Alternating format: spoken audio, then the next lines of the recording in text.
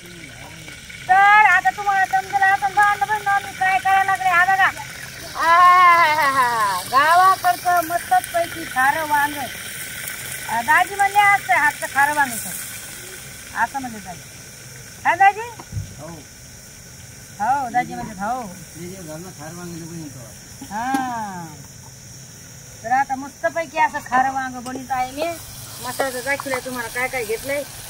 आता वांगे टाकते. ताजे ताजे वांगे लय मस्त होऊन जाते बरं का. खारं वांग छान होऊन जाते. त्याच्यामुळं बघ मग पाणी.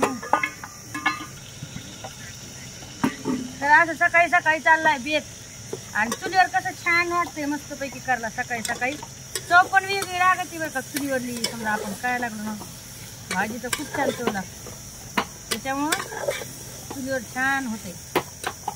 मला चला तुम्हाला दाखवा आता सकाळी सकाळी सकाळ सकाळचा बेत. आणि आज बुद्ध पौर्णिमा आहे. तर सगळ्यांना बुद्ध पौर्णिमेच्या हार्दिक हार्दिक शुभेच्छा.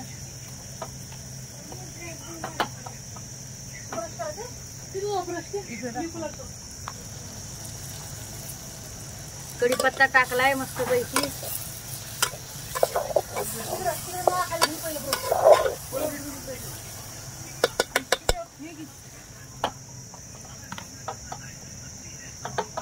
पण म्हणजे असं धूर लागतोय आणि असं आग होती अंगाची. स्वयंपाक केला की आधी थोबड धुऊ वाटते. तिकडे दिसत आहे काय चाललंय दाखवा. दिसत किती मसाले दिसत आहे. काही तिला आहे बुद्ध पौर्णिमा धरती.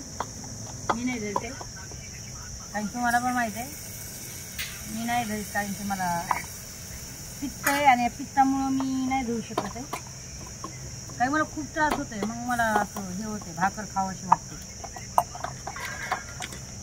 आणि येरिहान म्हणजे मी अशी तुम्हाला तर माहिती आहे येरिहान मी नाही खात. मी चहावर सुद्धा दिवस दिवस राहते एक दिवस.